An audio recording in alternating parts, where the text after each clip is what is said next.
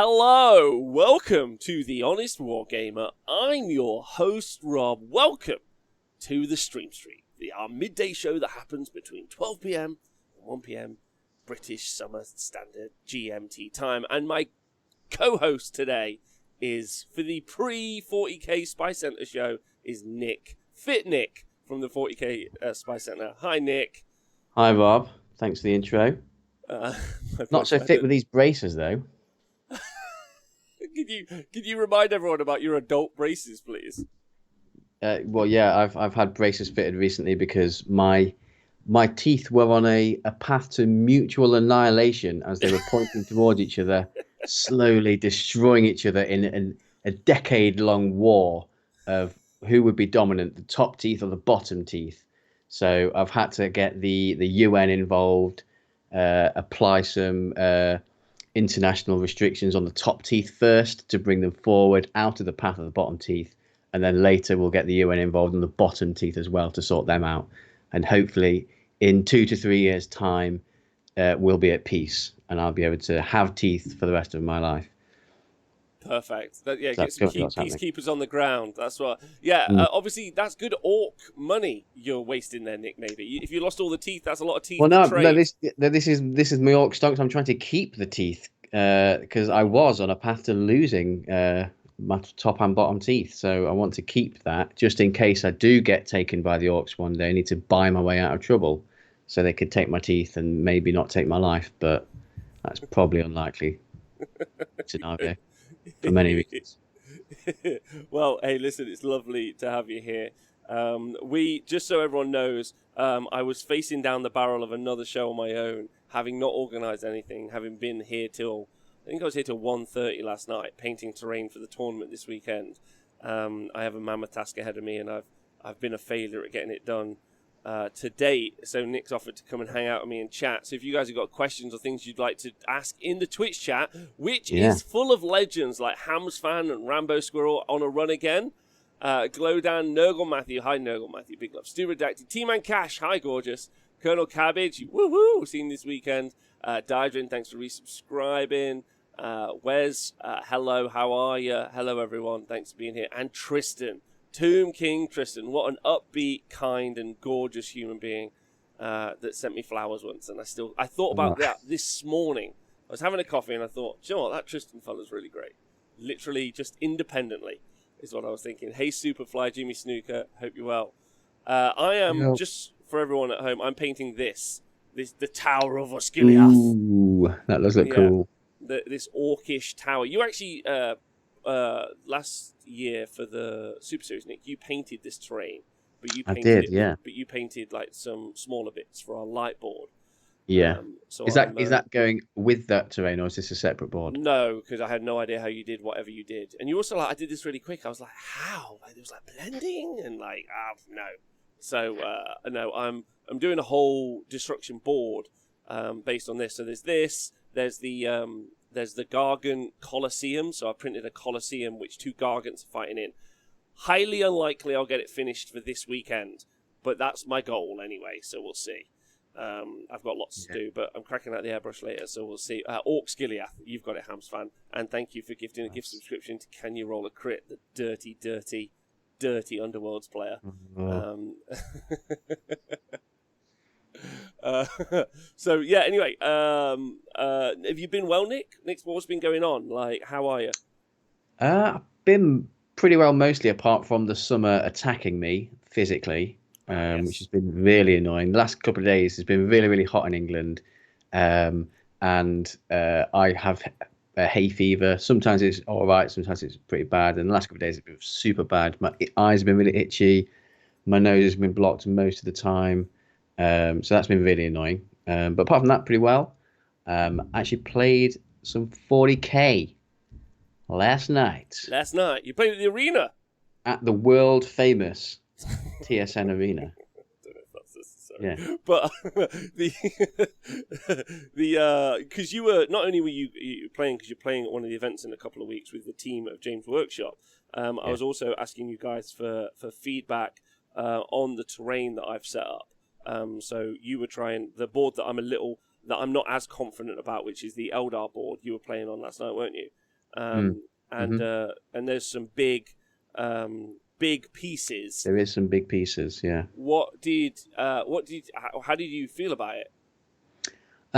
So yeah, we played on the so me and Paul played on the Eldar board. Yeah, we had so the L's were really good, which who was it who designed them? Someone in the chat designed them, or someone who watched the show designed them. I can't remember. You'll know more than me. But yeah, so they were. Shadow Sun. Shadow Sun. So those L's were really, really good, and I was really impressed the fact that you can unclip them and reverse the direction of the L. That was really nice. And they worked fantastically. They're exactly the right size that you need. They do the job. They look great, perfect. And we had some forests, which look really great for just they're just quite simple, just a base with a couple of spires on them, and they worked really well. And the big pieces, they did work really well.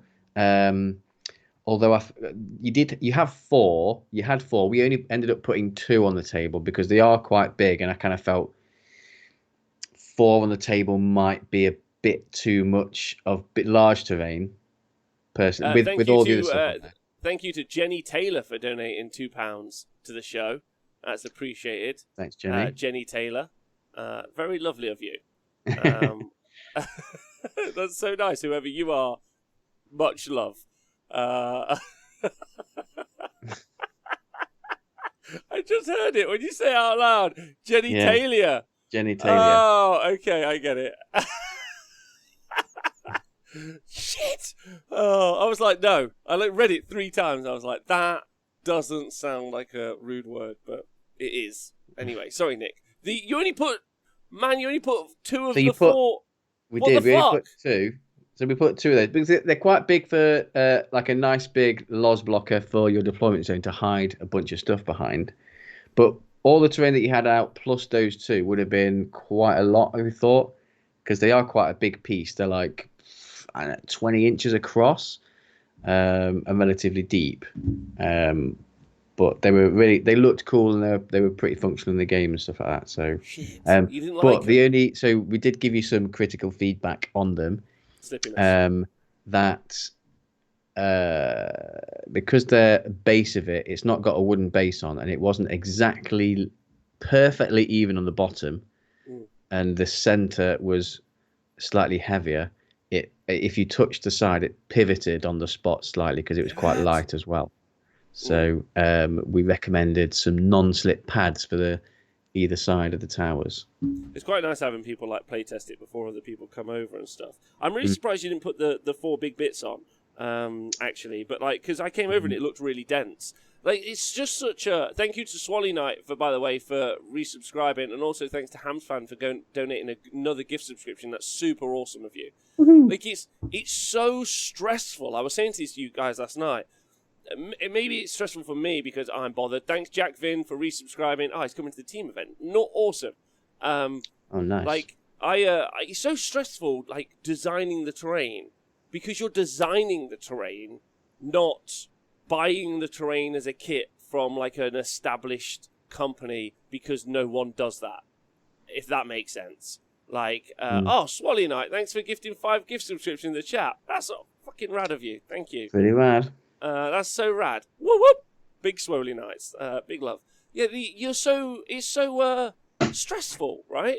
Because you're well, for me, this is a me thing. I think out there. Yeah, I think it is stressful because you as an event, as a venue owner, venue proprietor, and venue boss and TO.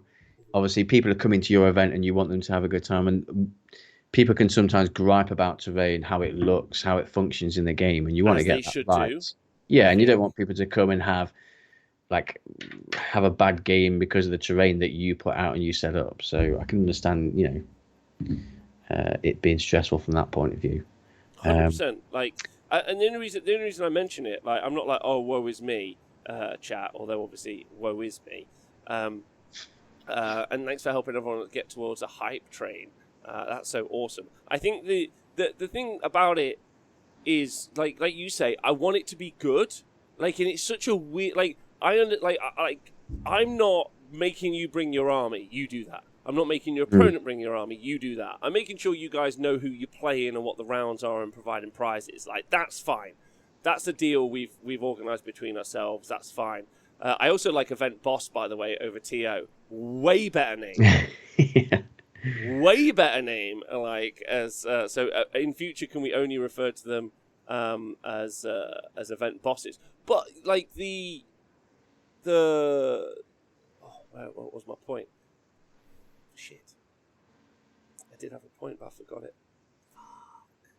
Anyway, it doesn't matter. Oh yeah, the terrain. The terrain is the other bit that you're deciding, right? It's like being a map maker. Yeah, exactly. Yeah, just like a game that everyone knows, Warcraft 3 map making. It's a pretty big deal, isn't it, in the Warcraft 3 scene?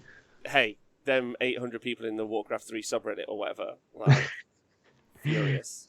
Thousands of us play. Thousands. Yeah, thanks, sorry, Nick. What I would like to see. Thanks to Oliver Closeoff. Oliver Closeoff for donating £3 to the show. Oliver Closeoff. Oliver really Closeoff would like to see genitalia.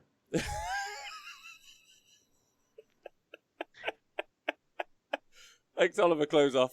Appreciate you. You and Jenny Taylor are great people. Thanks for donating money to the show. Very appreciated.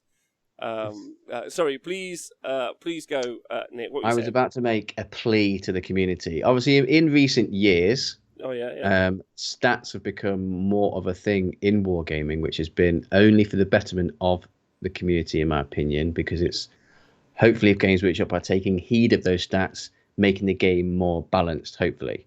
Sometimes, obviously, they don't listen, like hashtag no data.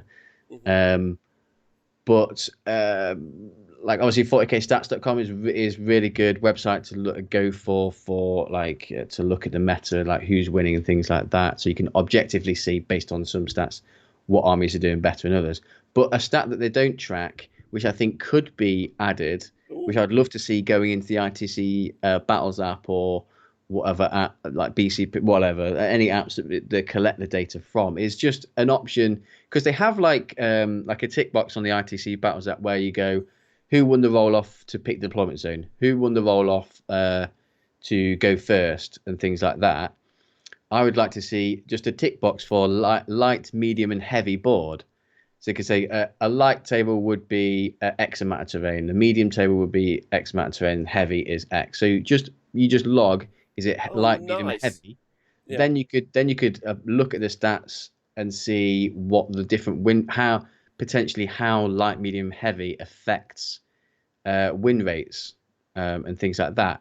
And then we might see as a community, what level of terrain promotes the most balance across the board. That would be quite nice to see, in my opinion, because obviously that would be great. The terrain debate rages on forever. Like you've spoke about terrain a lot, because it's the third player, I guess, in the game, specifically in 40k. Yeah. Age of Sigmar, I think. I don't know it as well as you do, but from when I used to play Age of Sigmar, I've not played Age of Sigmar in a while because obviously lockdown and things like that. But whenever I played, it was kind of like it just gave an effect. It never blocked line of sight, particularly movement shenanigans with flying is obviously a bit of a problem. But in 40k, more so, terrain affects the game a bit more, I think. Yeah. That's a fair point. And I think that's the invention of obscuring terrain is really, really good for the game, just because it is predominantly a shooting game, and not having just an open shoot board. Is it now? Is it? Like, let's talk about that for a moment. In a moment. Yeah. Thanks to Ivor Growler for donating £2 to the show. Ivor Growler, very much appreciated. There's so many people being kind today, Nick. I know, it's lovely, isn't it? Lovely. Yeah. I've never even met, because it's a different person. They've not been in the chat before. Ivor never Growler. Seen him in chat. No. Collaroo, thanks for subscribing. I've never seen genitalia before. I've never seen Jenny Taylor either. Like, I don't know where they're all coming from, but it's so nice. Also, Collaroo is coming to the Captain's Clash, which is the 40k event next week, and he's so close to finishing his 6 cultists away. You've got it, baby. Thanks everyone for helping us get Hype Train. That's very much appreciated. Kelbar's got a question. Spent all 8th just losing and feel 9th could be the same. I played Aspect Eldar and now Basic Space Marine Force. I've read the rulebook and I know how to play Basic 40k, but I never really learned how to play properly. The stuff the rulebook does not teach you in core rules or codexes. What tips could you have help break a losing run and start a few wins under my belt? And thanks Diadrin for gifting a gift subscription to Charles the Dead Lizard in the chat, and also to Shazbat 27 for subscribing. Nick, you got any thoughts on that? How could you, like, have you got any advice? It's quite a broad question for a specific person. I don't know, just like playing more games, and I would say maybe take pictures during your game. So once you so it's 5 turns. Try to take 5 pictures across the course of the game.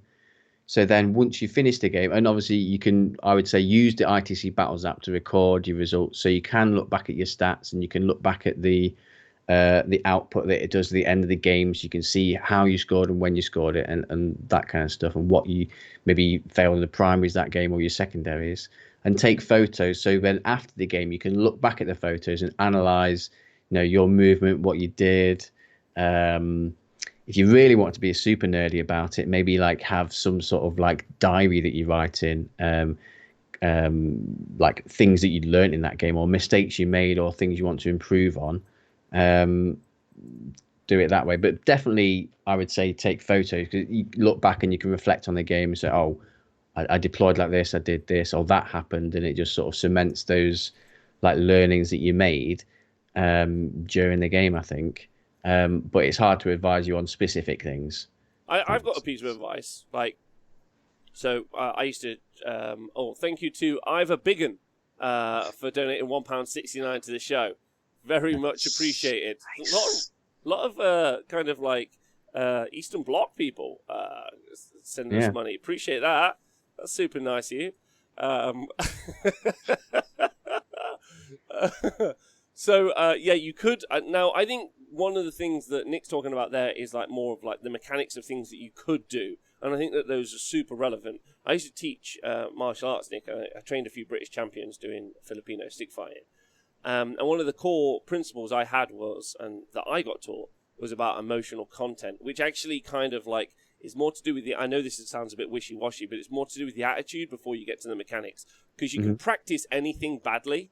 For instance, I could have given them like forms to practice, and they could have practiced them badly and done them badly, and then they wouldn't have been very good. But it's about the emotional connection and also about the commitment. And I think that's one of the key things that I see a lot when we do coverage, is a lot of people make plays and they move stuff around without any intent. Like, ask yourself, this is really important, if you deploy just saying things like, I guess they'll go there, then already you're in the wrong spot.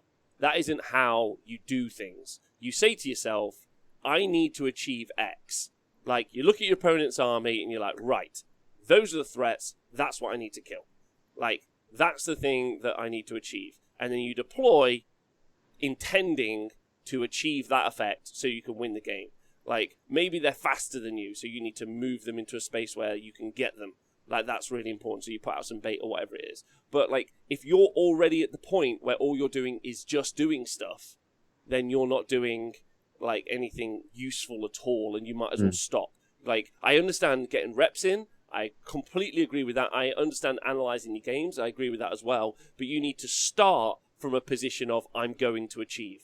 So every action, every spell you cast, every shot you take, every movement you make, every breath you take. Every breath you take, every movement phase, every single play, every time you pray. I'll be debuffing you.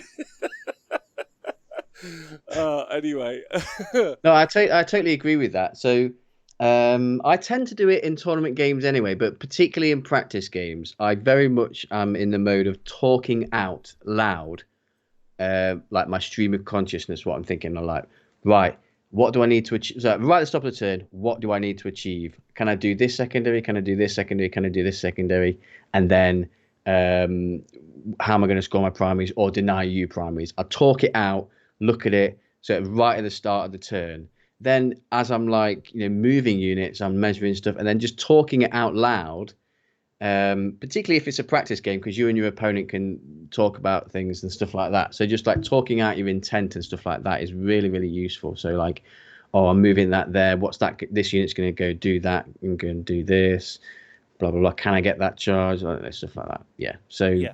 yeah, Yeah, if talking you, out your intent whilst you're doing it, rather than just willy nilly moving stuff around for the lols. Particularly like if you're on a fun game, it doesn't matter. But if you're playing to get better, talking out your intent at the table is definitely very useful, I think. Yeah, I agreed. But having intent. Also, a couple of things in the chat. Thanks to Hawkeye for resubscribing. Jonathan Etler for just being here. What a legend. Also, I think someone just donated £1. Was it Ivor Biggin? No, it was Willie Lee King. Appreciate you.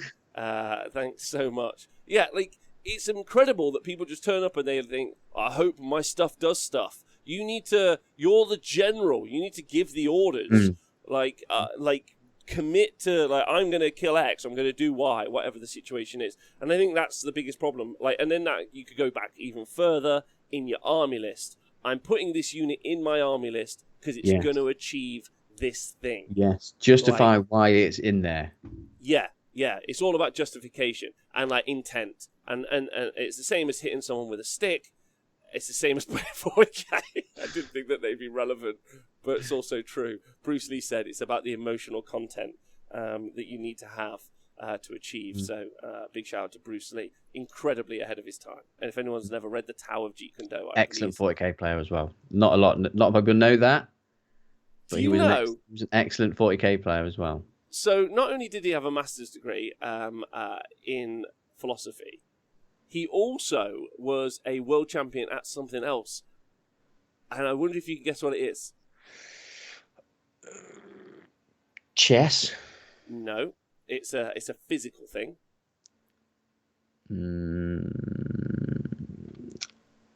Musical chairs. Cha-cha dancing. Cha-cha dancing. Okay. Interesting. Good footwork. Great footwork. If you got footwork, Nick, they can't hit you if they can't get to you. No. It's really important. Always got to remember that. That's always something I... Anyway, so I hope we answered that question. I think we answered that question quite well. I never hear people talk about that because what they really want you to do is go through like a long coaching service where you're like, so you move and you like, and it's not about that. If you remember in your movement phase, I have to move to achieve a goal. If you're in your shooting phase, I have to shoot to achieve a goal. You're just being about. It's about headspace, I think. Like that's the. And like, ask yourself questions like, oh, if that unit shoots that, what is that achieving? Because sometimes you can be like, oh, this anti-tank gun is going to shoot that tank, but if killing that tank doesn't do anything for the objectives and stuff like that, there's no point. You may as well shoot like a couple of las cannons at some chaff that's on an objective if that helps you deny that objective and stuff like that. Another thing I would say is just like in the list writing stage, I'm sure we've talked about it before, but like when you're writing a list, particularly for 40k at the minute, I know Tom will be a bit annoyed because it's like boil it down to quite simple and easy. But like, I always write my list now with 2 groups of stuff in mind to sit on 2 objectives, and then a bunch of stuff to go into the middle and push the center. So in my current Death Guard list, I've got 2 player burst crawlers, 2 units of poxwalkers, and 2 units of 3 death shroud, and they are the things in my list that will sit on my home objectives, and everything else is to go and attack and kill the center or go deny my opponents. So I always think that's a good philosophy for writing your 40k list. Like if you like 2 home objectives, pushing the center, and then what secondaries am I going to achieve and how I'm going to achieve them with my list. Yeah, and I think that's good advice for anyone. It also applies to Age of Sigmar a lot as well. Like just having intent as much as possible. But if you really want to be a good 40k player, you can sign up to my coaching service at nikostactics.com. It'll only cost you $9.99 a month. Yeah. Coaching services are weird, but I understand why people have them, right? Because it is a very difficult game to learn. Like, I think that's a process, which is why I wrote a book about it.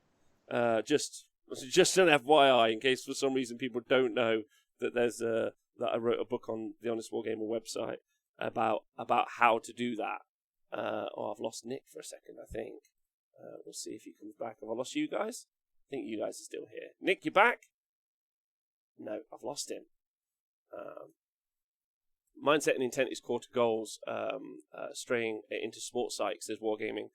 Psychologist. Oh, interesting. Well, I mean, it's gaming, right? That's why we set up the T Sports Network. Like, it's a sport. Like, it's practice, a whole bunch of other stuff. Like, these really... Nick's gone. Oh, no, we've lost him. Hey, Hams fan, thanks. Oh, thanks also, Hams fan, for donating all these little gift subscriptions. That's so cool of you. Big love. I don't know where Nick's gone. I've lost him. He's lost into the warp. Did I disconnect him for starting his own? Hold on, everyone. Let me get him back. Apparently he's calling me. How can he be calling me when? Hang up on this. Sorry, podcast bros. Let's get him back in the chat. Dun dun dun dun dun dun. Nick, you back? I am back. I don't know what happened. My computer just decided to turn itself off and on again. Well, the minute you said you were going to start a coaching service? Yeah. Deleted. Cancelled. Cancelled. Like we're cancelling cabbage in the chat. Hashtag cancel cabbage. Yeah, cancel cabbage. Anyway, so yeah, that's some good feedback.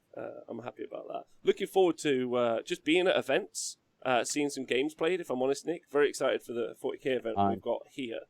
I'm so excited for an event. Oh, really? Yeah. Cannot wait. Because, I love playing 40k and just Warhammer and war games in general. But, and I like to play competitively, but I always try to play friendly and have fun as well. That's super important, and that's how I enjoy to play the game. But I love going to a tournament where it is, you're playing to win. It's not cutthroat competitiveness, because I always try to play and have fun and be friendly and stuff like that. But I love that the heat of battle at a tournament that you don't quite get in practice games or just casual games and stuff like that. Yeah, so I can't wait for that again. I love it. So someone's just asking if there'll be any live coverage at the weekend. So no, they it's all in caps. I don't know why. That'd be too many people. That would be too many people at the venue under current restriction rules for us to do any live coverage. So it won't be possible, because we were able to have as many people as we were for the live coverage, and then as many people as we are allowed for the events. But that's our max. So not allowed to have any more people. So there'll be no live coverage until restrictions lift. Which is important, and then it will just be manic if we hold a full event here and also do live coverage. Nick, be full of people. It'll be wild. Yeah. But yeah, I'm looking forward to that. That's gonna be some fun times as well. But we should be able to record 4 games from each round, so we'll be able to post those up as well. So that's one of those cool additional things we can do. So many more things that we'll be able to do in the next few months. We're still I'm still painting furiously. We're close. As a one-man band with a bunch of people who support and help me, we're doing pretty well. But in the next 6 months, we're going to be a full gaming venue with live stream set up and all that other jazz. And so that's a very exciting time for, I hope, the community. It's obviously exciting for me, but I also hope it's exciting for the community, I guess. That's what I'm about. Question: will you be hosting live tournaments aimed at folks who have never done them? I'd love to come to. We already suggested this months ago, Shugo. But I think a few people. Thanks for listening to the show, by the way, everyone, and ripping our ideas off. I appreciate all of you who do such things. You're all wonderful people. It makes me smile to be the source of your inspiration. Amused to the community. But yeah, the idea is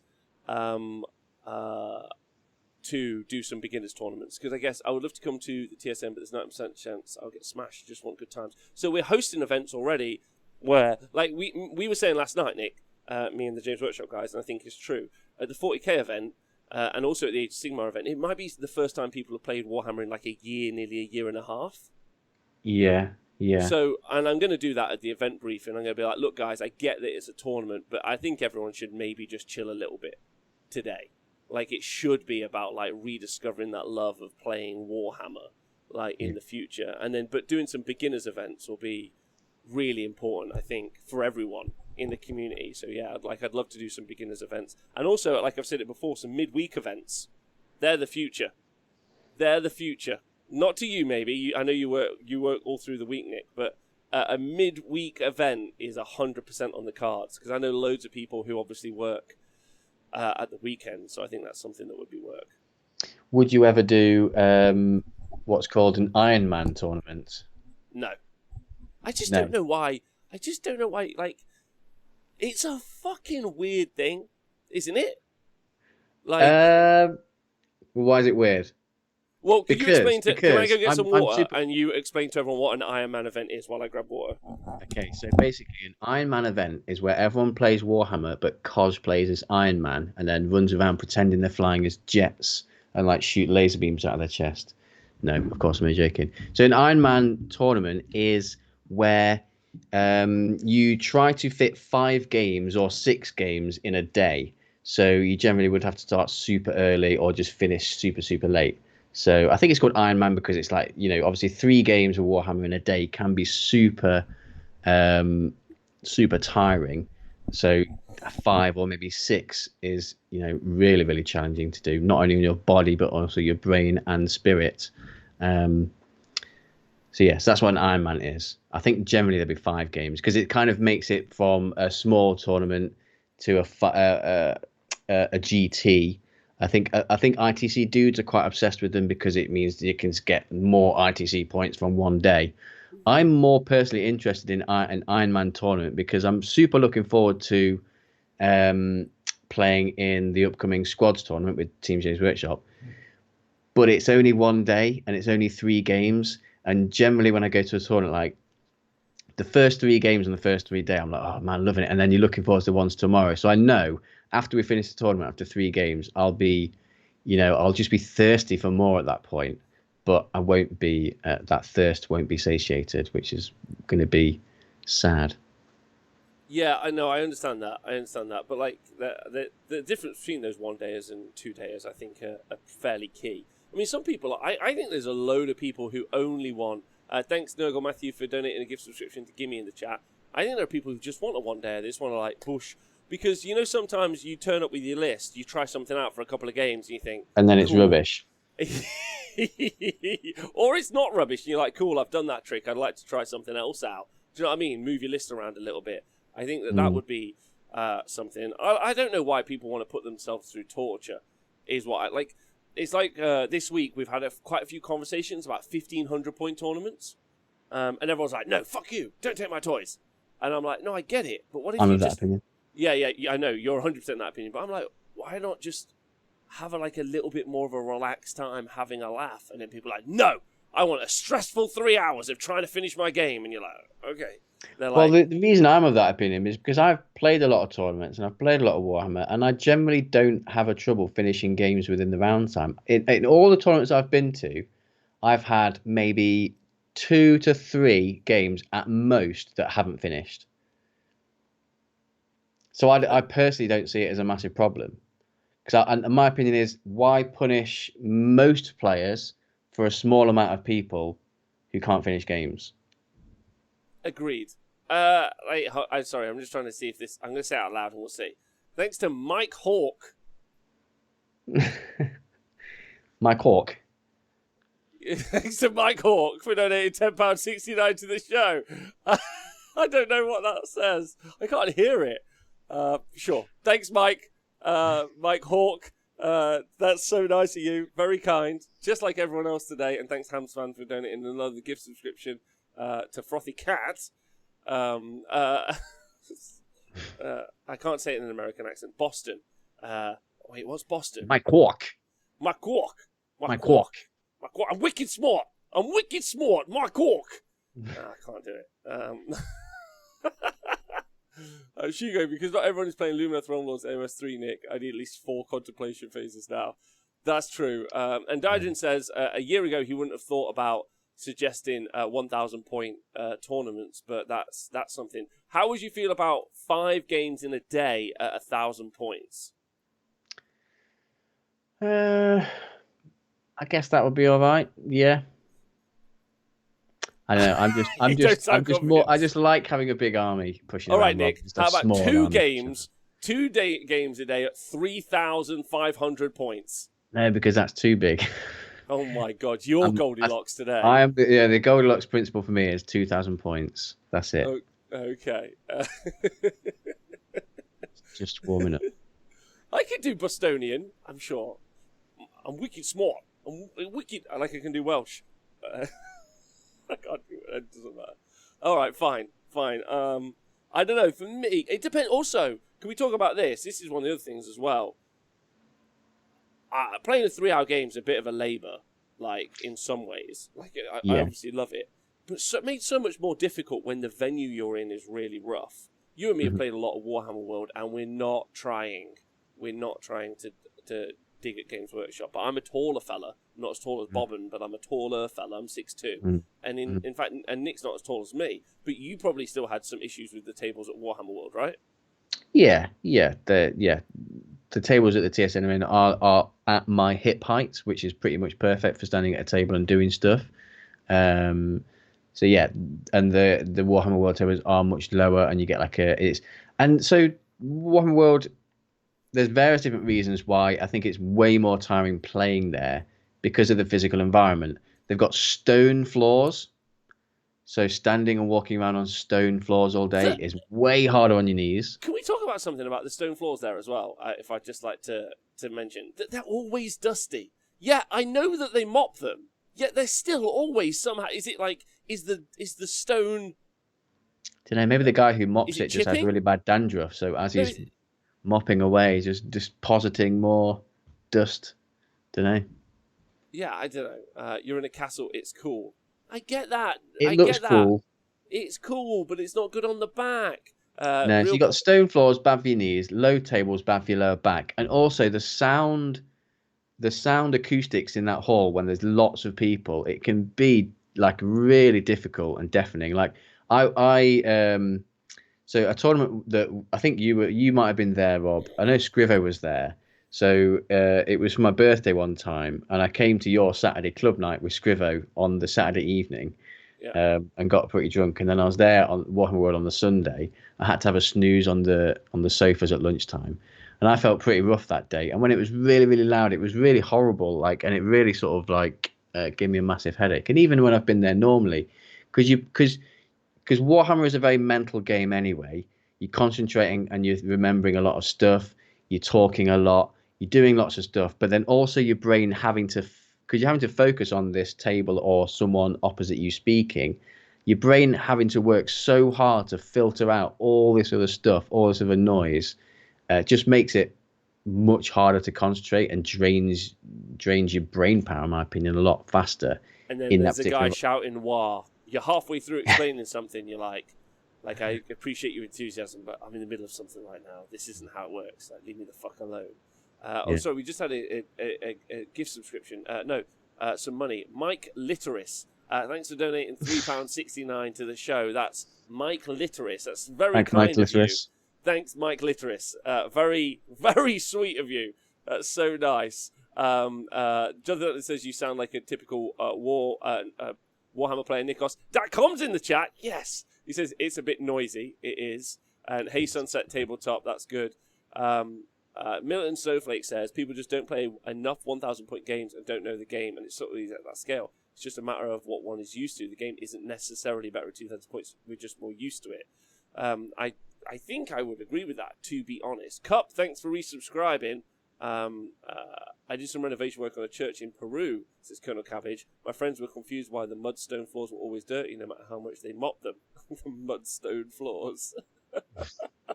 Also, Kilpanic said that 90% of dust is human skin. So that dust on the floor, Nick. Yeah, it's the dandruff theory, I told you. Oh, wow.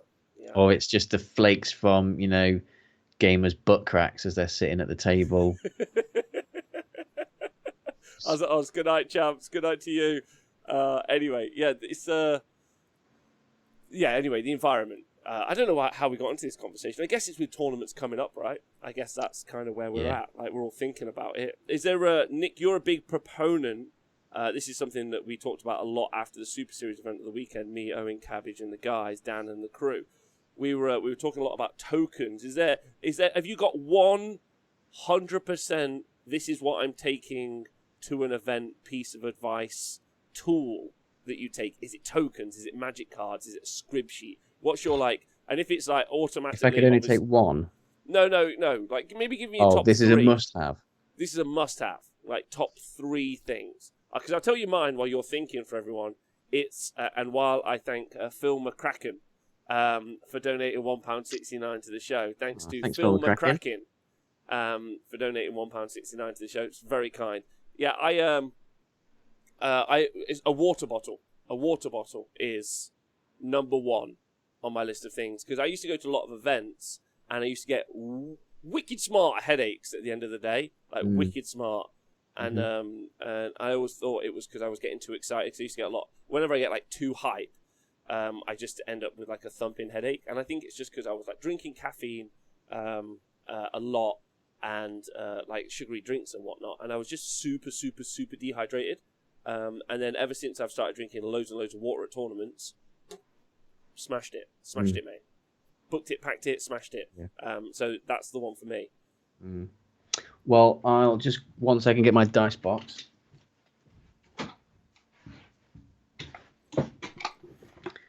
So I have really organised my dice box recently. So here's my dice box. Wow. Okay. For the podcasters, I'll just describe it to you. It's a square box. That's as far as I've got with it. Cuboid box. Yeah. Oh, thanks to Dixie Rect for donating £1.69 to the show. Appreciate Dixie it. Rect. Dixie Rect. Appreciate it. Show us your box, Nick. I have a cuboid box with a leather handle to carry it around, and it's got 3 little clips to clip the lid on place, and the lid is also a dice tray. Yeah. But then I have a bag of wound dice, big red wound dice. I have a bag of tokens for bag of discs for objectives. I have a large black dice, which is only really used for comedy purposes. I have a small black bag of tiny dice as a complement to the big dice for comedy purposes. Then I have a bag of tokens and gems for signifying psychic powers and things like that. And then I've got a bag of tools.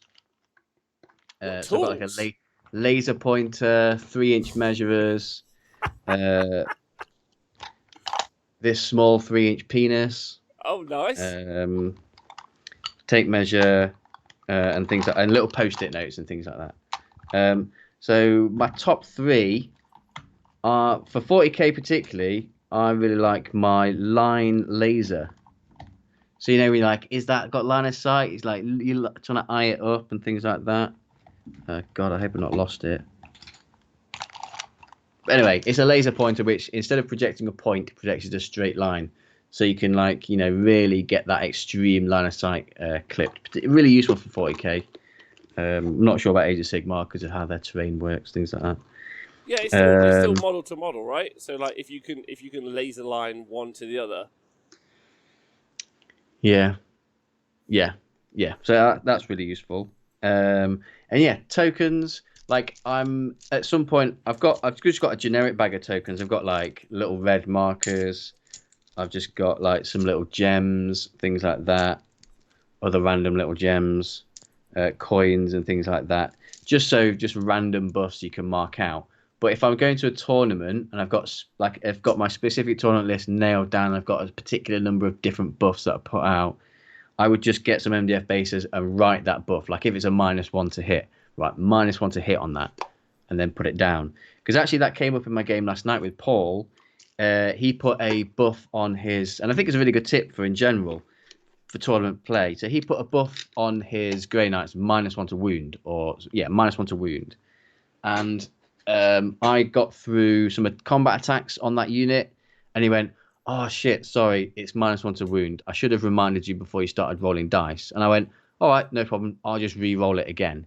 And we had a discussion about, he said, "Oh no, it's my responsibility to tell you." And I was like, "Yeah, that makes sense. It is your responsibility to tell me." But what we said, it can get in the grey area in a tournament. Say in a tournament, you forgot to remind me it's -1 to wound. I rolled the dice, got a really good result, and then you go, oh shit, it's -1 to wound, and you make your opponent re-roll it, and then they get really shit dice. That might make them a bit salty about it, understandably so.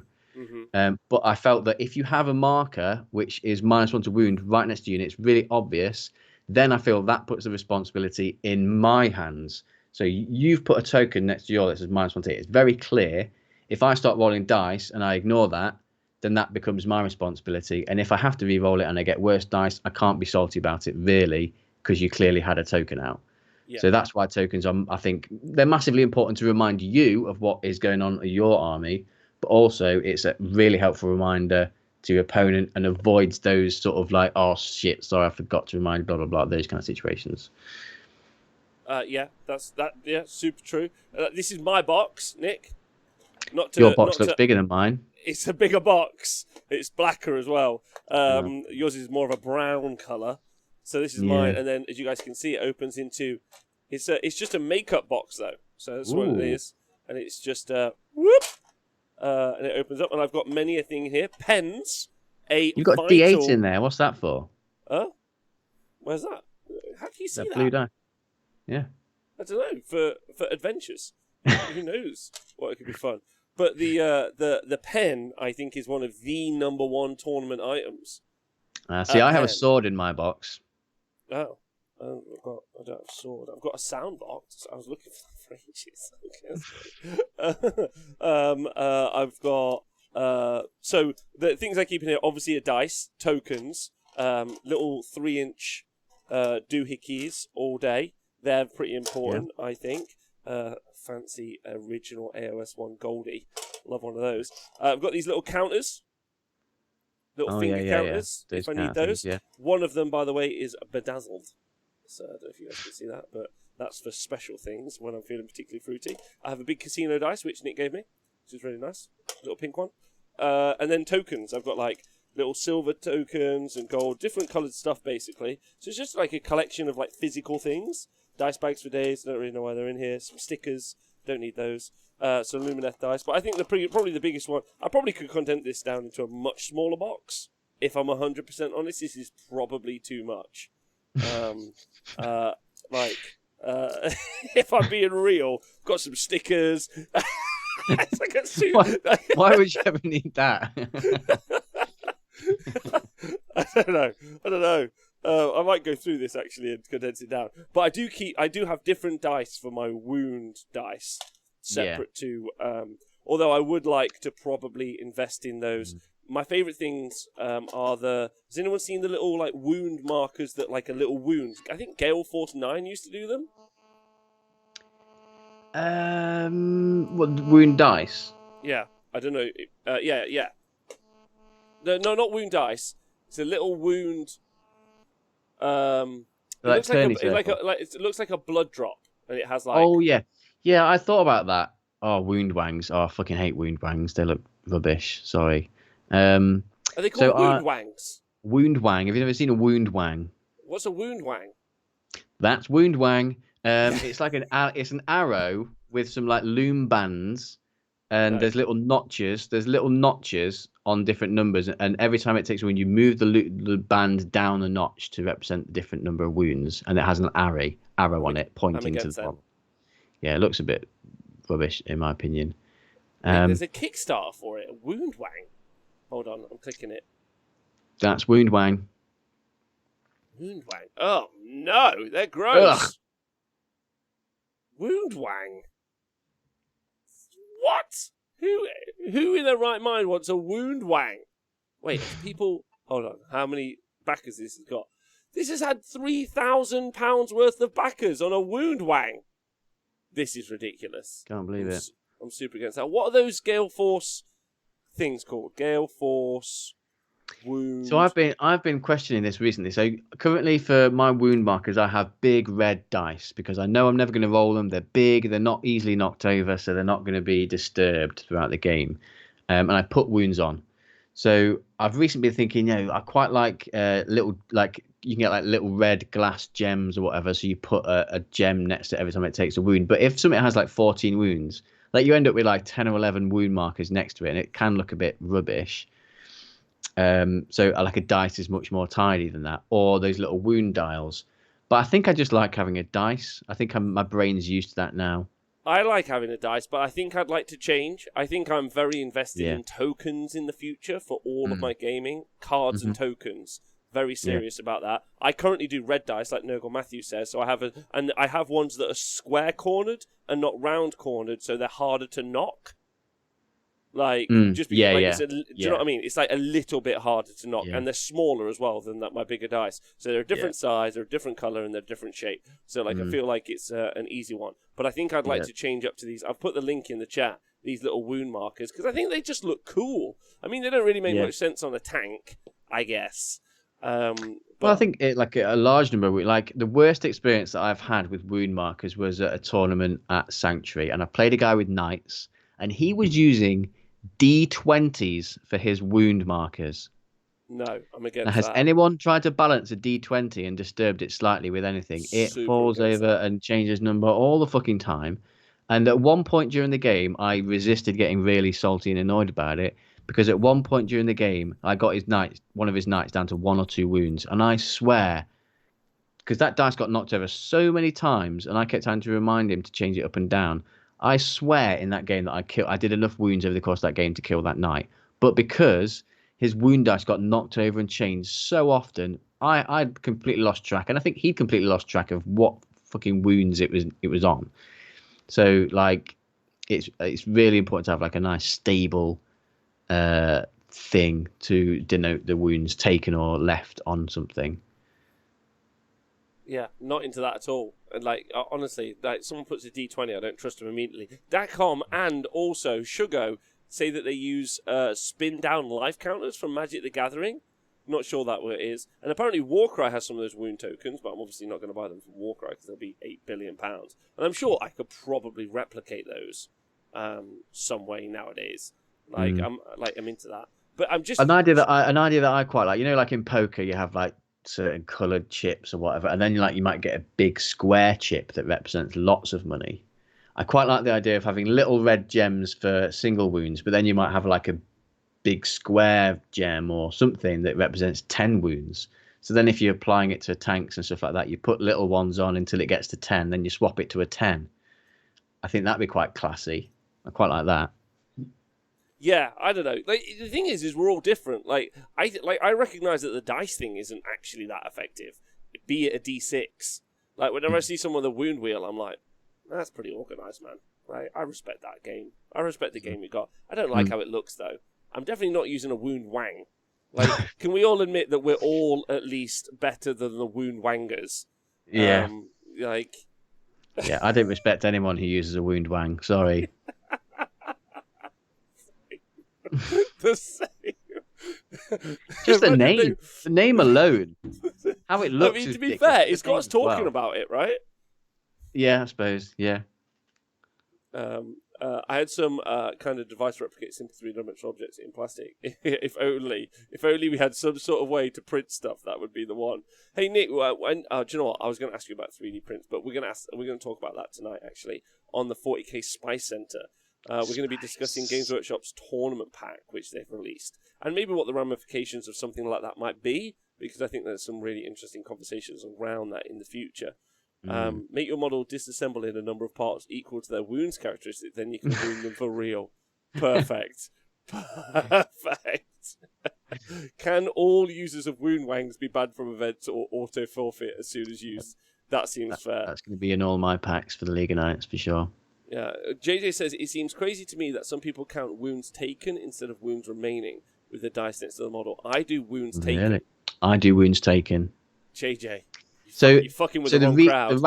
The rationale for me doing that is because in the moment, it is way easier to just add wounds to a model rather than go, oh, your tank's taken 3 wounds. I've got to do a simple subtraction calculation in my head. It's got 14, -3, and that's thingy.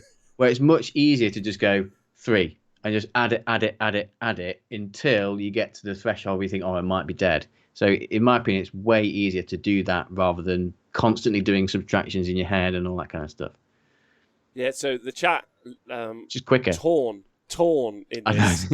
This Yeah, is like more controversial than Brexit, I think. This this is subject. the one. This is the one. I'm going to do a tweet about it in a moment, and we'll get a judges poll on via Twitter. As long as you know the number of wounds for every model, says See, that's the other thing, Chris. Like, if you're like, oh, okay, it's taken 2 wounds. Now, how many wounds left? And then you do this. You go, okay, let me just have a look. 8 wounds left. 8 wounds left now because he had 10 originally. But I've got what? I've got another wound for every model. What do you expect me? What do I look like? A supercomputer? What do I look like? What do you think this is in my head? The most complex computer known to man? What the fuck? What do you expect me to be? Anyway, Nick, it's been a lovely hour talking to you, but I've completely gone off piste, not painting now, and I have to get back to the grindstone. Otherwise, back to it. You guys are the future. Thanks for tuning in and just being incredible. We'll be back to it again tonight at 7 p.m. at the 40k Spice Centre with Tom and Logan as well. Spice. We'll be back later. It's been lovely hanging out with you all. Thanks to all the gift subscriptions and also donations in the chat. It's been lovely. Nick, you got any shout-outs before we head out today? I'd like to shout out anyone who suffers from hay fever. Good luck to you all. Good luck to you all. We'll see you guys. Have we stopped raiding yet? Just for the bit. But we'll get back to it at some point. It's lovely hanging out with you all. You're all wonderful. Take care of yourself. We'll see you soon. Bye. Oh wait, I've got a thing. Thanks for listening to Honest Wargamer. You're all beautiful.